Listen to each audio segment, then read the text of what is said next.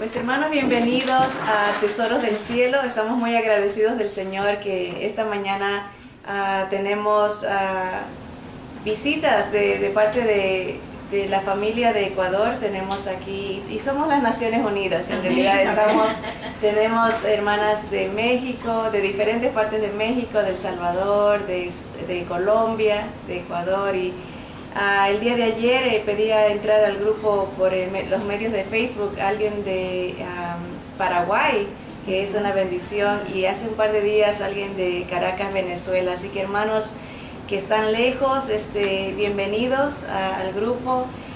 Es una bendición poder compartir con ustedes la palabra del Señor, y también hay personas que a veces hacen preguntas. Tengo que contestarle a alguien que no sé de dónde es, pero tenía sus argumentos contrarios, así que nos dan oportunidades de escudriñar las Escrituras y de profundizar en la palabra. Así que estoy por contestarle, todavía no he tenido tiempo para responder a prácticamente una carta que me manda larguísima por el medio de YouTube.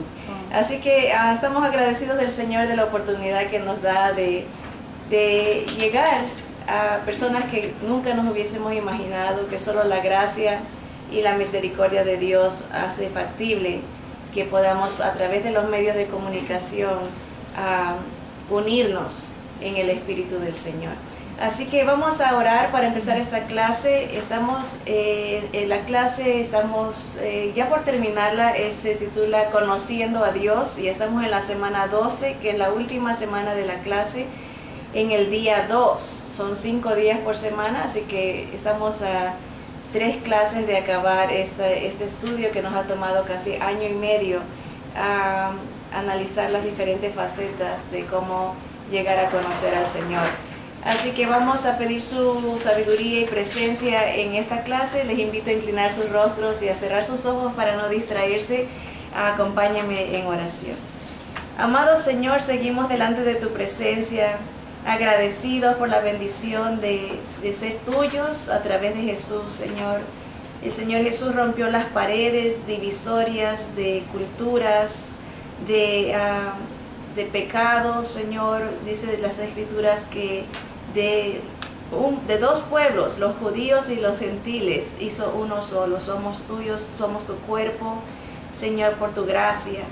Gracias porque nos permites ser hechos hijos de Dios por recibir a tu Hijo, Señor. Y es a Él a quien honramos, a quien bendecimos, a quien declaramos Señor y dueño de todo lo que existe, porque en el nombre de Jesús se doblará toda rodilla de los que están en el cielo, en la tierra y debajo de la tierra, y confesaremos que Él es Señor. Te bendecimos, Señor, y te entregamos este tiempo para que tu nombre sea glorificado, Señor. Dirígenos, instrúyenos, Señor, corrígenos, enséñanos de ti, Señor. Lo rogamos en el nombre precioso tuyo. Amén, amén. Amén. Bien, el título de esta clase es Buscando al Dios que hemos conocido. Empezamos este tema la semana pasada, ¿verdad? Cómo ya hemos conocido al Señor, ahora cómo lo podemos buscar a Él. Y sabemos que la presencia del Señor es vida. Donde Él está, hay satisfacción, hay gozo, hay paz, hay llenura, donde está Dios, ¿verdad? Y el Salmo 73, 28 dice, el salmista dice: pero en cuanto a mí, el acercarme a Dios es el bien.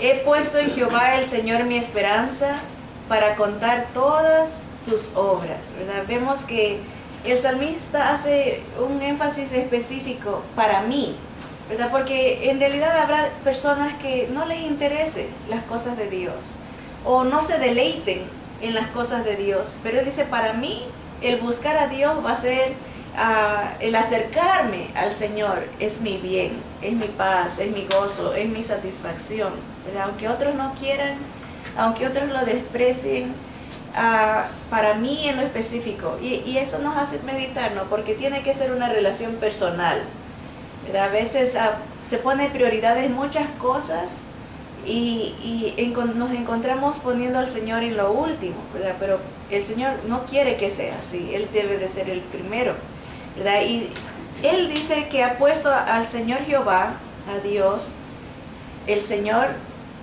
como su esperanza, ¿verdad? Lo que Él ansía alcanzar, ¿verdad? A veces tenemos muchas esperanzas, a veces hacer dinero, alcanzar un estatus social o intelectual. Nos ponemos metas, esperanzas humanas. Pero David o el salmista dice, mi esperanza va a estar en el Señor, que Él es mi esperanza, Él es mi fin, Él es mi meta, ¿verdad? ¿Y cómo hacía esto? Contando las maravillas, las obras del Señor. La característica marcada de alguien que está cerca de Dios es que Dios mismo trabaja por y en ella, en esa persona, ¿verdad? Dios trabaja por medio de esa persona y en esa persona. O sea, no solamente es alguien que trata de impactar a otros con el poder del Señor, sino que es impactada por el poder del Señor en sí mismo, ¿verdad? Se ve la obra de Dios en su vida personal. La presencia divina se hace sentir porque esa vida es un reflejo de las maravillas que Dios ha hecho, ¿verdad? O sea, cuando uno está...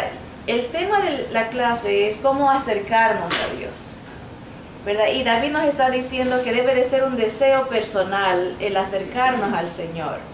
Y una vida que está cerca de Dios se ve porque Dios la usa no solamente para impactar a otros, sino que su propia vida es impactada, ¿verdad? Y eso es lo que está diciendo aquí. La presencia divina se hace sentir porque esa vida es un reflejo de las maravillas que Dios ha hecho.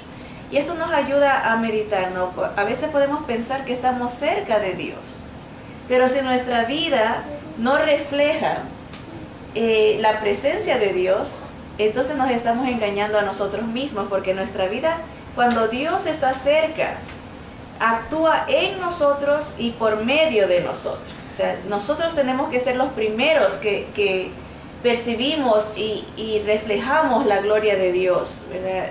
No funciona solamente para los demás y para mí, no, tiene que empezar con uno. Por eso el salmista decía que mi copa esté rebosando, porque solamente cuando rebosa es que se alcanza a otros. Si nuestra vida está seca, vacía, lejana de la presencia de Dios, no alcanza a otros, ¿verdad? Y el Señor nos dijo que cuando el Espíritu del Señor venía a nuestra vida, íbamos a ser como una fuente que salpica para vida eterna para los demás, ¿verdad? No podemos quedarnos sin reflejar esa gloria que Dios nos ha dado. Así que la cercanía de Dios, a Dios más bien, la cercanía a Dios es notoria en las vidas personales, ¿verdad? Vimos la semana pasada un poquito de esto, lo que era un avivamiento, porque la cercanía a Dios es lo que nosotros llamamos un avivamiento, y a veces oramos por un avivamiento, decimos queremos un avivamiento, que venga el avivamiento, pero vamos a ver qué es avivamiento en sí. Dice, es el extraordinario moverse del Espíritu Santo de Dios, produciendo resultados extraordinarios. Me gustó la definición de la semana pasada. Avivamiento o regeneración es lo mismo. Regeneración y avivamiento es el cambio que experimenta una persona cuando Dios vive en ella. En otras palabras, el regenerarse, el avivamiento es la presencia de Dios, es el estado espiritual de la persona cambia, de un estado muerto a un estado vivo. Y eso solamente viene con la presencia de Dios, la regeneración. Cambia el estado de ser enemigos de Dios a ser hijos de Dios, a ser secos, muertos espirituales, a tener una vida en Cristo. Entonces, eso es lo que es regeneración y va de la mano con el avivamiento. Un avivamiento es estar vivo con la presencia del Espíritu Santo de una manera extraordinaria. Muestra obras extraordinarias el Espíritu de Dios en nuestra vida. Una definición más simple sería: avivamiento es Dios entre su pueblo. Cuando Dios nos regenera, nos da un nuevo centro. Dios mismo es el centro de todo. La cercanía que causa que Dios sea el que ocupe nuestro todo. O sea, la presencia de Dios, el Espíritu del Señor, cambia nuestra... Por eso dice que sucede lo que es una conversión. Cambia nuestra manera de pensar, cambia nuestra manera de sentir, cambia nuestra manera de vivir la presencia de Dios, la regeneración y el avivamiento. Cuando uno está cercano a Dios, vive diferente, piensa diferente, siente diferente, ¿verdad? Así que eso es lo que es un avivamiento. Hoy veremos descripciones bíblicas de la presencia de Dios. Nos sorprenderá cuántas veces la Biblia habla de la presencia de Dios, y mucho más saber que la presencia de Dios es capaz de fluctuar. En otras palabras, a veces vamos a ver historias donde la presencia de Dios es palpable, es tan cercana que es hasta visible, pero hay veces que la presencia de Dios se aleja. Y obviamente no es porque a Él se le antoja a veces bendecir y a veces no, sino que depende de nuestra condición, nuestra búsqueda, nuestro estado. Cuando hay pecado, la presencia de Dios se aleja. Cuando hay cercanía, búsqueda de la voluntad de Dios, la presencia de Dios se acerca. Y eso vamos a ver porque estamos estudiando acerca de la presencia de Dios, ¿verdad? Y cómo buscar a este Dios que hemos conocido. La Biblia revela casos en que la presencia de Dios es cercana y otras historias donde la presencia de Dios se aleja. Hablamos un poquito de 3 diferentes tipos de presencias de Dios, y ahorita vamos a hablar un poquito de la presencia esencial de Dios, que esa es la presencia que habla de la omnipresencia de Dios. Dios está en todas partes siempre, ¿verdad? No importa el lugar. Dios está cuando vamos en el carro, Dios está en un templo, Dios está en todos lados, ¿verdad? Aún en los lugares que no pensamos que Dios pudiera estar. Por ejemplo, un bar. La presencia esencial de Dios está ahí. Él está viendo todo. Dice que sus ojos ven todo lo que sucede. Puede estar en digamos, en un hogar, en un hospital, en una cárcel. La presencia esencial de Dios está siempre constante, viéndolo todo, ¿verdad? Miren lo que dice Jeremías 23, 23 y 24. Dice Dios hablando de sí mismo: ¿soy yo Dios de cerca solamente, dice Jehová, y no Dios de muy lejos?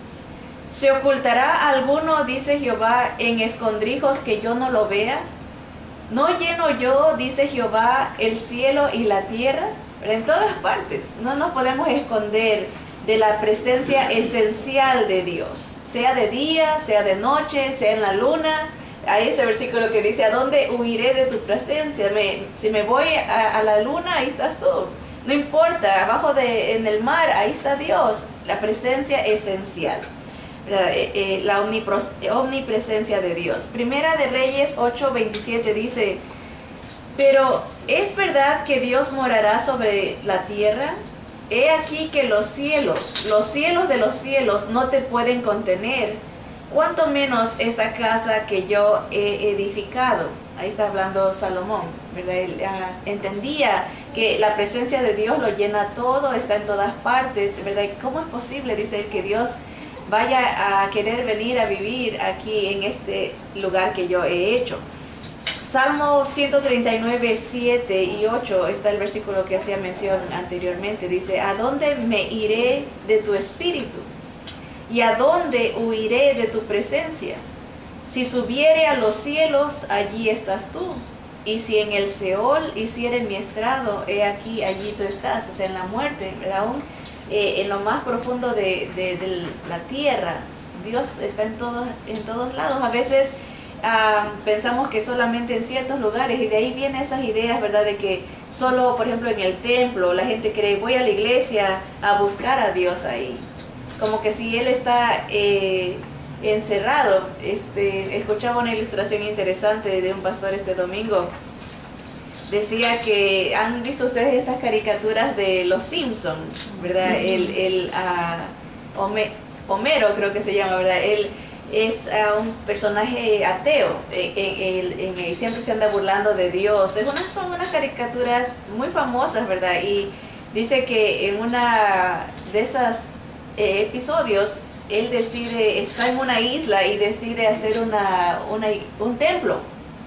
Y dice, y que hizo el comentario en forma burlona a él, dice, he construido, ya le hice una jaula a Dios. Él dijo eso, porque venía desde el punto de vista de burla, ¿verdad? Ahora, pero, sin embargo, muchas veces, aún como creyentes tenemos esa idea de que Dios solamente está en el templo y que ahí se queda, que en el momento que salimos, ya nuestra vida es nuestra y que Dios no nos ve, ¿verdad? Tenemos esa, a veces por religión o por costumbre, como que el tiempo de Dios es solamente en el templo, ¿verdad? Y el Señor dice aquí, Salomón mismo dice, en tremendo templo que le hizo, que era majestuoso, una obra hermosa, él mismo dice, ¿cómo te puedo yo contener si ni los cielos te pueden contener? Y eso el mismo Señor dice, donde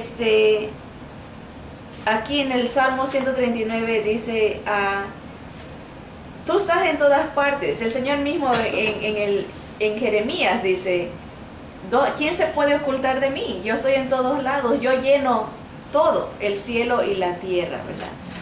Pero esta no es la presencia por la que Moisés rogaba. Esto vimos la semana pasada, que Moisés le dice a Dios, si tú no vienes conmigo, mejor ni nos saques de aquí, de Egipto. Yo quiero tu presencia, y no es esta la presencia esencial, la omnipresencia de Dios la que como creyentes debemos de añorar. Todo el mundo está expuesto a esta presencia esencial de Dios. Donde quiera que estemos, seamos creyentes o no, Dios nos ve y Dios está en todas partes. Pero esa no es la presencia que Moisés rogaba. Esta no es la presencia que deseaba Cristo con su victoriosa ascensión. Hablamos de eso también la semana pasada, que cuando el Señor ascendió, mandó dones a los hombres para que Dios habite en el ser humano, ¿verdad? Ese era un regalo de Dios. En el momento que Jesús asciende, dice, repartió dones a los hombres para que habite Dios en el humano. La presencia esencial de Dios no es el regalo que Cristo Jesús quería darnos.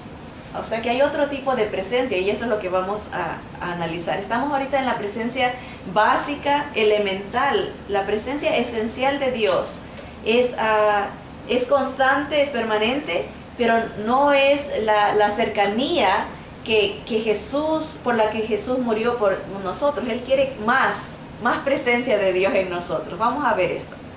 Miren lo que dice aquí. Toda la creación, sea creyente o no, tanto demonios, ángeles, cristianos o ateos, están rodeados de esta presencia aun cuando no la perciben, de la presencia esencial. ¿Okay? Pero ahí ese es un tipo de presencia de Dios. Ahora vámonos el segundo tipo de presencia, que es la presencia manifiesta de Dios. Y para esto vamos a leer en Éxodo capítulo 40 del 34 al 38, dice, entonces una nube cubrió el tabernáculo de reunión y la gloria de Jehová llenó el tabernáculo. Y no podía Moisés entrar en el tabernáculo de reunión porque la nube estaba sobre él y la gloria de Jehová lo llenaba. Y cuando la nube se alzaba del tabernáculo, los hijos de Israel se movían en todas sus jornadas. Pero si la nube no se alzaba, no se movían hasta el día en que ella se alzaba. Porque la nube de Jehová estaba de día sobre el tabernáculo y el fuego estaba de noche sobre él, a vista de toda la casa de Israel en todas sus jornadas. Así que aquí vemos otro tipo de la presencia de Dios que se le ha denominado como la presencia manifiesta. La presencia manifiesta de Dios la vemos en este pasaje en forma de una nube. la gloria de Dios baja, llena el tabernáculo y Moisés no puede ni entrar porque la gloria de Dios llenaba el lugar. También se ve manifiesta en la noche en forma de fuego, ¿verdad? La podían ver la presencia de Dios manifestada y su cercanía, ¿verdad? Esa es la idea. Ahora vamos a ver otro pasaje donde nos habla de la presencia manifiesta de Dios. En el segundo libro de Crónicas, capítulo 7, versículo 1 al 3, vemos la historia de Salomón y la construcción del templo. Dice, cuando Salomón acabó de orar, descendió fuego de los cielos y consumió el holocausto y las víctimas, y la gloria de Jehová llenó la casa. Y no podían entrar los sacerdotes en la casa de Jehová, porque la gloria de Jehová había llenado la casa de Jehová. Cuando vieron todos los hijos de Israel descender el fuego y la gloria de Jehová sobre la casa, se postraron sobre sus rostros en el pavimento y adoraron, y alabaron a Jehová diciendo, porque Él es bueno y su misericordia es para siempre. Hermosa también vemos esta presencia manifiesta del Señor, otra vez en forma de fuego, y la gloria del Señor llena el lugar a tal punto que no podían entrar los sacerdotes ante esta presencia del Señor. Ahora, algo interesante que dice que esta presencia los invitó a adorar a Dios. Siempre que la presencia manifiesta de Dios es vista, la persona o la congregación o los individuos van a adorar a Dios. Van a reconocer su grandeza, van a reconocer su santidad. La presencia de Dios nos lleva a adorarlo.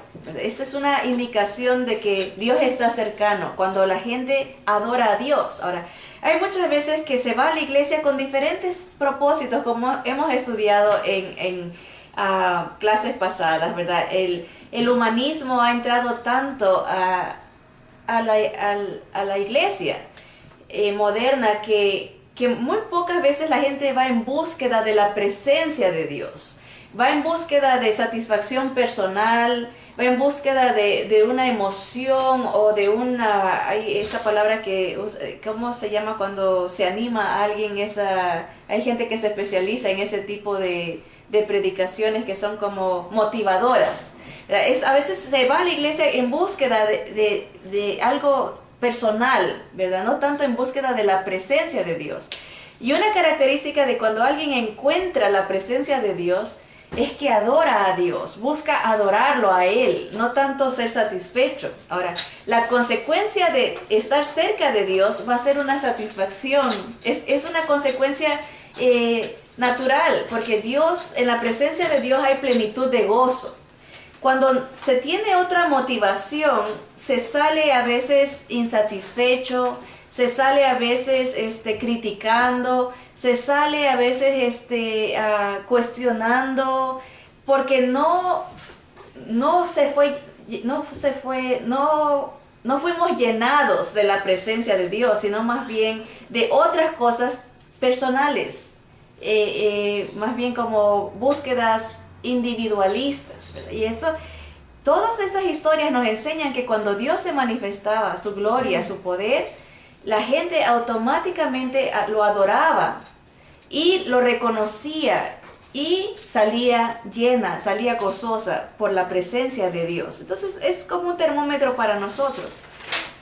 Cuando vamos a la iglesia, cuando vamos a un templo o en nuestro tiempo personal con Dios, si buscamos la cercanía de Dios, vamos a buscar reconocerlo, adorarlo y intrínsecamente vamos a salir llenos, satisfechos. Miren aquí la reacción de este pueblo. Cuando vieron todos los hijos de Israel descender el fuego y la gloria de Jehová sobre la casa, se postraron sobre sus rostros en el pavimento y adoraron, y alabaron a Jehová diciendo, porque Él es bueno y su misericordia es para siempre. Se reconoce algún atributo de Dios en adoración cuando tenemos esa cercanía al Señor.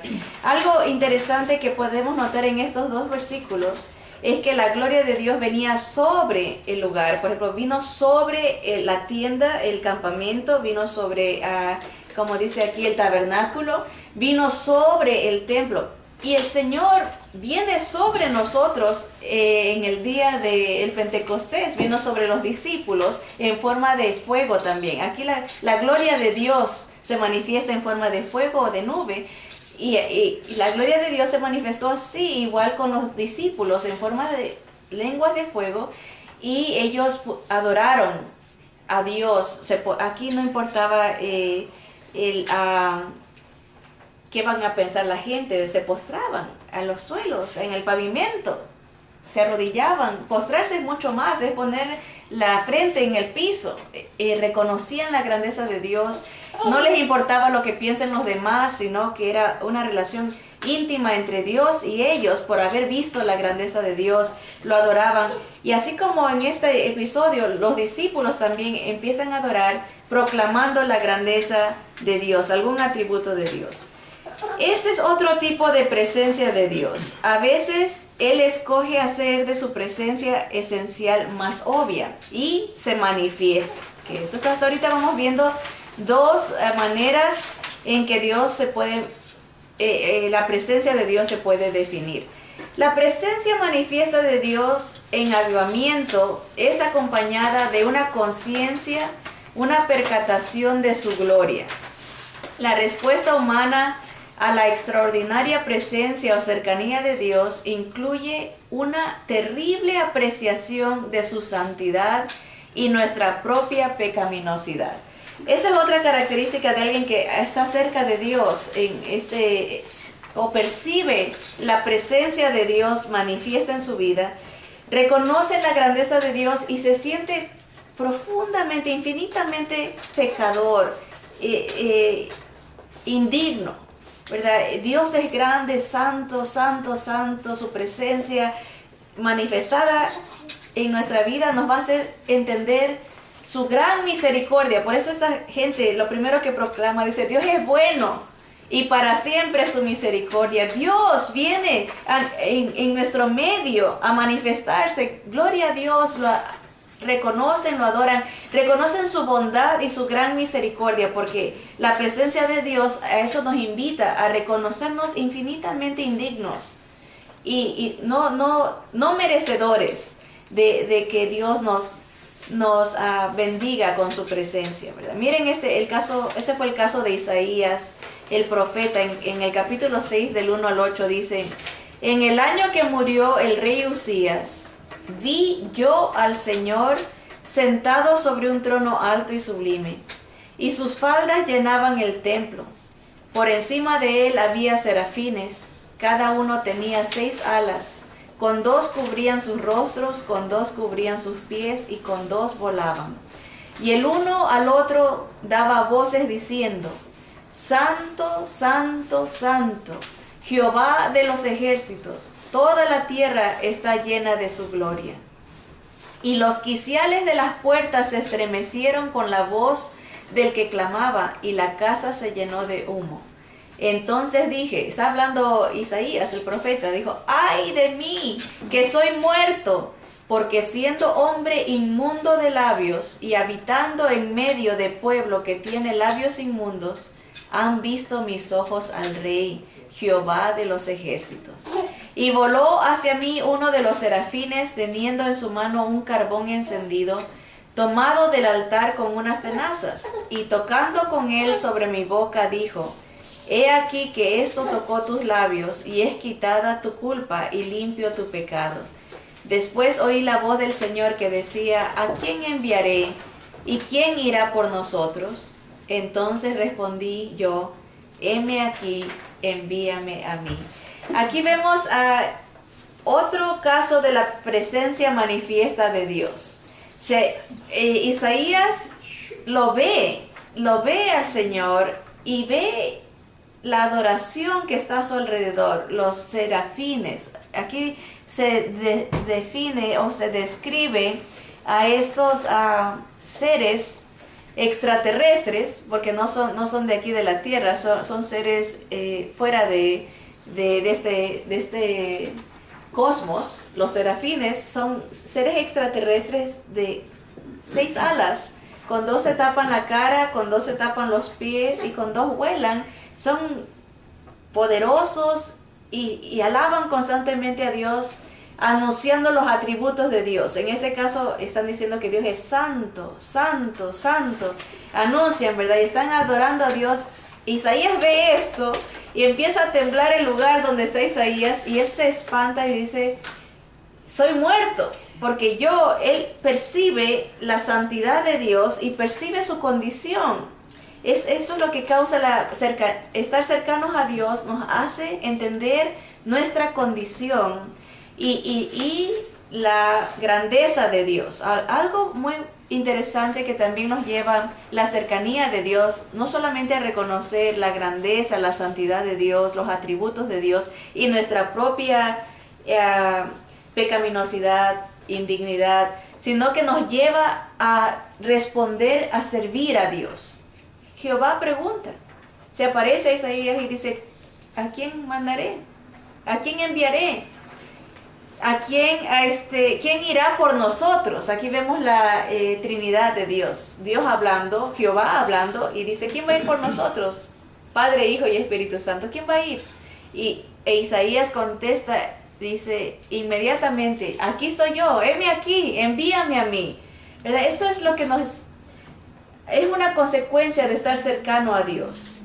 Reconocer su gloria y responder en adoración y servicio. Veamos otro caso de alguien que vio la presencia manifiesta de Dios, y es el caso de Juan. Apocalipsis 1 del 9 al 20. Dice, yo Juan, vuestro hermano y copartícipe vuestro en la tribulación, en el reino y en la paciencia de Jesucristo, estaba en la isla llamada Patmos, por causa de la palabra de Dios y el testimonio de Jesucristo. Quisiera hacer un paréntesis aquí. Estaba escuchando esta semana acerca de la historia de Juan.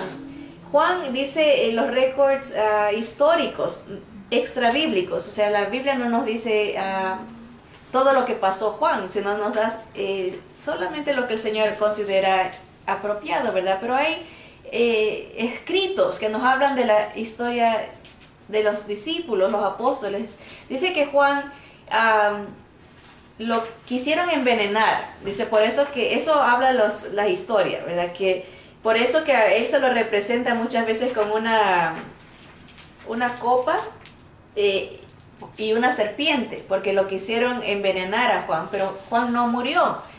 Él estaba en Roma y que tenía muchos enemigos por el evangelio del Señor. Y no muere, pero que eso le causa muchos rezagos físicos.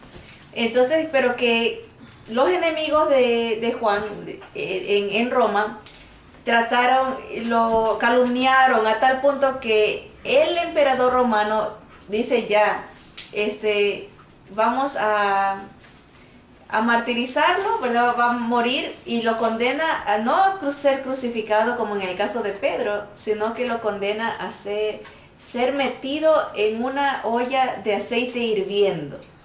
Y que lo meten a Juan ahí. Imagínense lo que eso causa en su piel, ¿verdad? Como la piel se achicharra, ¿verdad? Pero Juan no muere. Todo eso está, y el Nerón, el emperador romano, está hasta aquí de Juan. Dice, ¿qué pasa con este hombre? No, y lo condena a esta isla de Patmos. Y aquí esta isla dice que era el horror. La gente prefería morir antes de ir a esta isla, que era desértica, muy poca agua. Era un lugar, eran recluidos a soledad perpetua. Los prisioneros no se veían uno con otro. Y en esta soledad, esto es lo que me llama la atención, que la presencia manifiesta de Dios no está supeditada al lugar. A veces pensamos, solamente en tal lugar Dios se puede manifestar a mi vida. Pero aquí Juan está en lo más triste de su vida, humanamente hablando.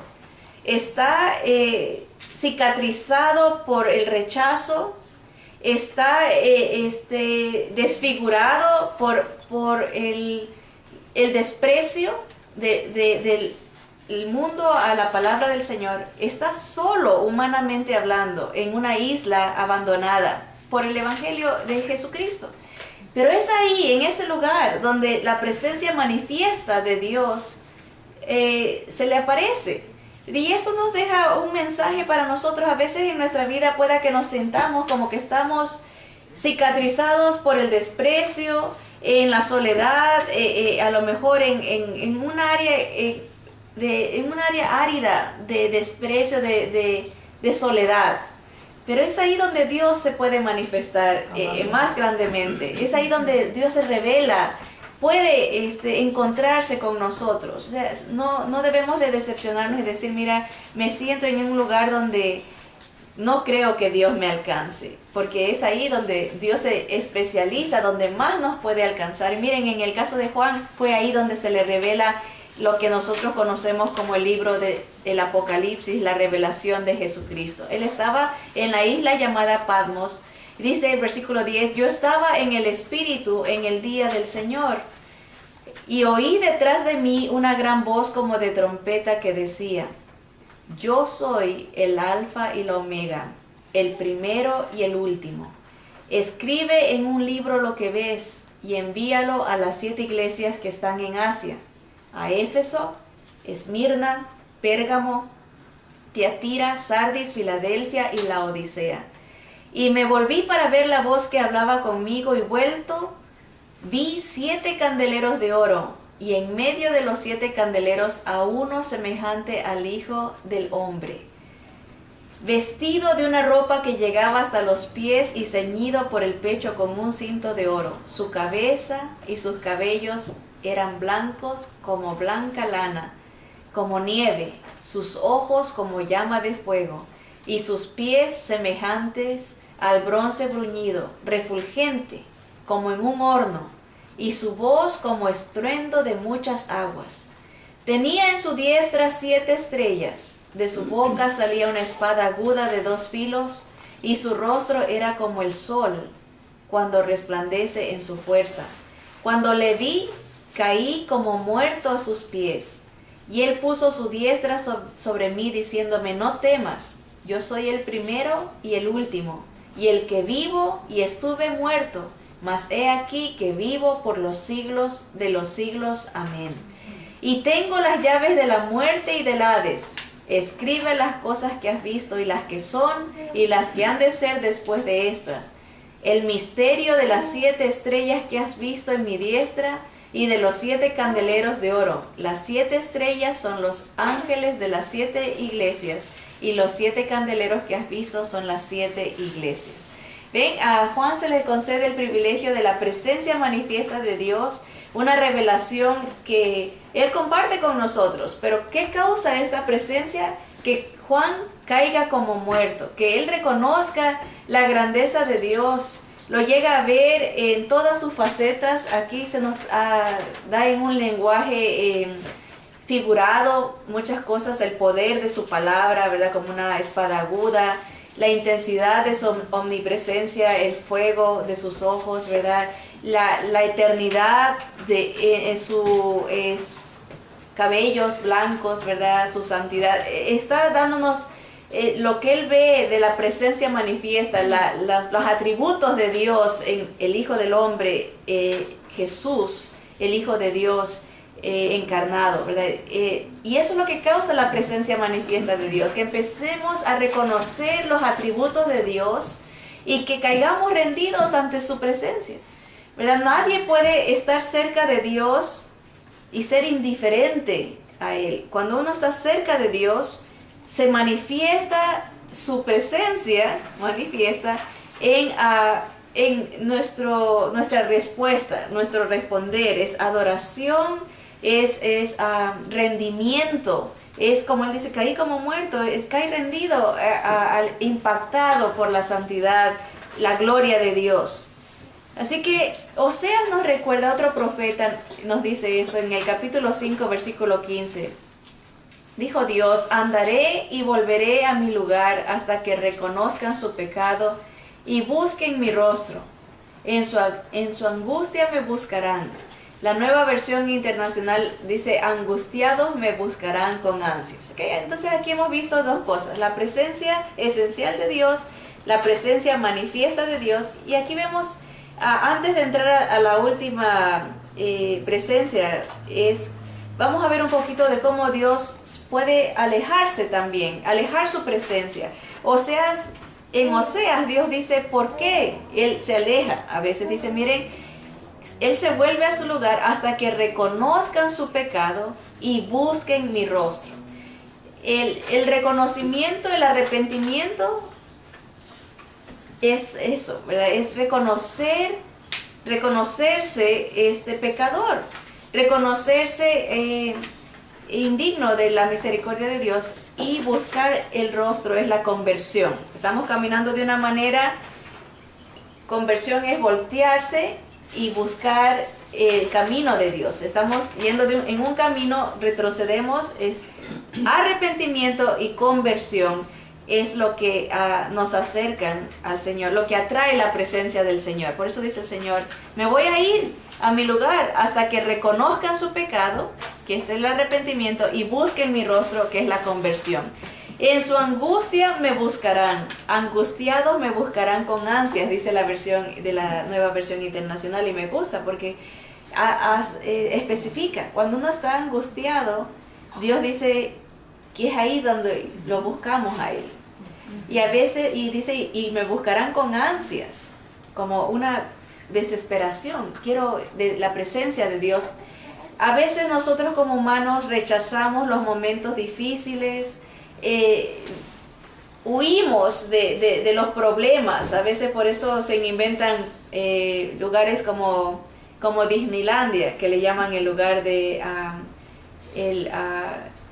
el lugar de la felicidad. En inglés me gusta la definición para estos lugares. Nosotros les llamamos lugares de diversión, ¿verdad? Más o menos parecida a la idea. La palabra diversión en inglés que se usa para definir estos lugares son la palabra amusement, que quiere decir un lugar donde uno se sale de la realidad. Y a veces nosotros en nuestra vida queremos salirnos de nuestra realidad porque nos gusta huir de las angustias, obviamente, ¿verdad? Nadie quiere pasar por momentos difíciles, pero es en las angustias que Dios dice, ahí me van a buscar de a de veras, ahí me van a buscar con ansias. Cuando uno está pasando, por eso dice el proverbio que hay más sabiduría en los funerales que en los lugares de fiesta, porque en los funerales es donde la gente medita en la eternidad, medita en Dios, medita en lo que es importante. En cambio, cuando uno está en fiestas, en tiempos de esparcimiento, tiende a olvidarse de Dios, tiende a olvidarse de lo que es importante. Y aquí Dios nos dice, mira, yo puedo usar todo, aún tus problemas, aún tus angustias, los puedo usar para que sientas mi cercanía, sientas mi presencia manifiesta. Así que vamos a terminar con la última presencia, que es la presencia cultivada de Dios. Y esta prácticamente lo vamos a dejar como una introducción para la próxima clase, donde vamos a explicar un poquito más que esta es la presencia que Jesús quiere que tengamos en nuestra vida. No solamente la presencia esencial o la presencia que de vez en cuando se manifiesta, que se puede sentir. La presencia manifiesta la pueden ver todos. Será un evento donde se revela la gloria de Dios y todos la pueden sentir, aunque haya gente que no se quiera acercar a Dios, la puede reconocer y puede decir, hoy Dios sí se manifestó, aunque no le interese la presencia de Dios, pero la puede ver, la presencia manifiesta. Pero la presencia cercana está aunque nadie la pueda ver, y a esa es la que queremos nosotros aprender a llegar, donde estamos tan cerca de Dios que aunque nadie la sienta, aunque nadie la vea, nosotros sí, nosotros la disfrutamos. Y eso le pasó en el libro de Éxodo. Miren, en el capítulo 33, desde el versículo 3 al 11, dice el versículo 3, a la tierra que fluye leche y miel. Dice, pero yo no subiré en medio de ti. Está hablando Dios, dice, porque eres pueblo de dura cerviz, no sea que te consuma en el camino. Y oyendo el pueblo esta mala noticia, vistieron luto y ninguno se puso sus atavíos, porque Jehová había dicho a Moisés: di a los hijos de Israel, vosotros sois pueblo de dura cerviz, en un momento subiré en medio de ti y te consumiré. Quítate pues ahora tus atavíos, para que yo sepa lo que te he de hacer. Entonces los hijos de Israel se despojaron de sus atavíos desde el monte Horeb, y Moisés tomó el tabernáculo y lo levantó lejos, fuera del campamento, y lo llamó el tabernáculo de reunión. Y cualquiera que buscaba a Jehová, noten eso, cualquiera que buscaba a Jehová, salía al tabernáculo de reunión que estaba fuera del campamento. Y sucedía que cuando salía Moisés al tabernáculo, todo el pueblo se levantaba y cada cual estaba en pie a la puerta de su tienda y miraban en pos de Moisés hasta que él entraba en el tabernáculo. Cuando Moisés entraba en el tabernáculo, la columna de nube descendía y se ponía a la puerta del tabernáculo, y Jehová hablaba con Moisés.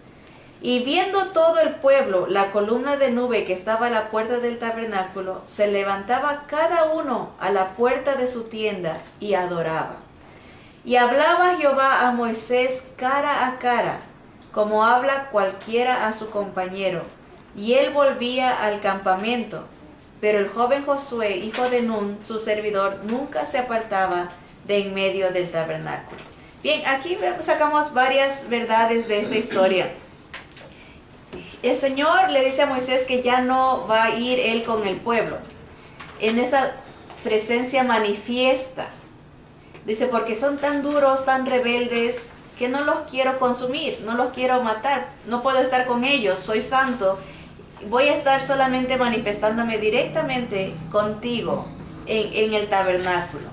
El pueblo sufre y llora esta verdad de que Dios les dice: ya no voy a estar con ustedes, porque ustedes son muy duros, muy rebeldes.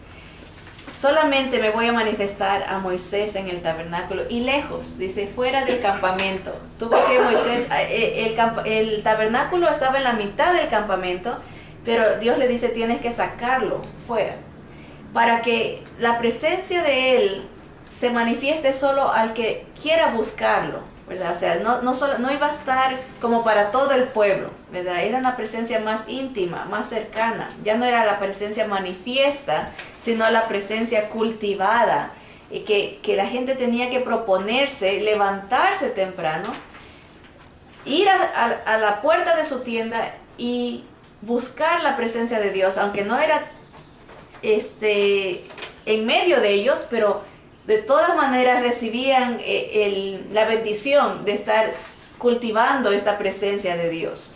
Y miren lo que dice en el versículo 8, dice: y sucedía que cuando salía Moisés al tabernáculo, todo el pueblo se levantaba y cada cual estaba en pie a la puerta de su tienda y miraban en pos de Moisés hasta que él entraba al tabernáculo, ¿verdad? O sea, esa es la presencia cercana, el tener el deseo de buscar a Dios, el tener la voluntad de levantarse, de hacer un propósito, de disfrutar de la cercanía de Dios. Ahora, algo interesante, que cuando Dios se manifiesta a Moisés, esa presencia cercana de Dios se manifiesta con la palabra de Dios. Miren esto, lo que dice aquí en el versículo, ¿dónde está? Que le dice, aquí el versículo 9, dice: cuando Moisés entraba en el tabernáculo, la columna de nube descendía y se ponía a la puerta del tabernáculo, y Jehová hablaba con Moisés. La presencia cercana de Dios en esta búsqueda se manifiesta cuando Dios nos habla.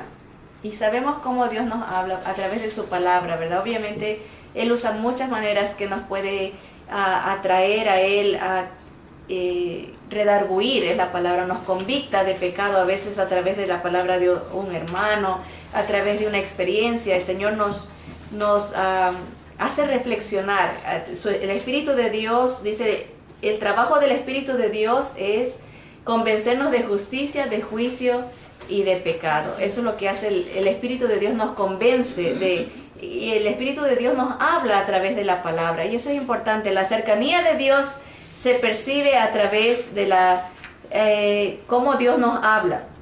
Miren, y dice el versículo 11 al final, dice, y hablaba Jehová a Moisés cara a cara, como habla cualquiera a su compañero. Estuve viendo esa palabra cara a cara, porque mucha gente se puede equivocar y decir, bueno, Moisés vio a Dios, ¿verdad? O le vio la cara a Dios, pero dice que esa palabra en hebreo, cara, la palabra cara, esa específica palabra que se usa ahí, significa sentir la presencia. O sea, no es tanto lo físico, sino es como él podía percibir la presencia de Dios, sentir la presencia de Dios en esta comunión que tenía, esta cercanía, a través de su palabra, era evidente, hasta lo describe como calor, como un fuego, podía sentir a Dios a su lado. Miren, aquí dice, termina, dice, y hablaba Jehová a Moisés cara a cara, como habla cualquiera a su compañero. Esa es la presencia cultivada de Dios. Ahora, terminamos con el Salmo 34:8 que dice, gustad y ved que es bueno Jehová, dichoso el hombre que confía en él. Aquí nos da características de sentidos, gusta, prueba, gustad y ved que es bueno el Señor. La presencia cercana, la presencia cultivada de Dios nos hará valorar, percibir con nuestros sentidos, nuestros ojos, nuestra boca, que Él es bueno, ¿verdad? Y esa es la presencia que debemos de buscar, debemos de añorar, ¿verdad? No solamente la presencia esencial, la presencia manifestada de Dios que todos pueden ver, aunque no la quieran, y la mejor de todas es la presencia cultivada, que es la que, aunque los demás no lo quieran, uno la disfruta y la percibe. Gustad y ved que es bueno Jehová, dichoso el hombre que confía en él. Que el Señor nos ayude a vivir bajo esta presencia cultivada de Dios, ¿verdad? Y cada día, cada instante, que así sea para la gloria de Dios. Amén.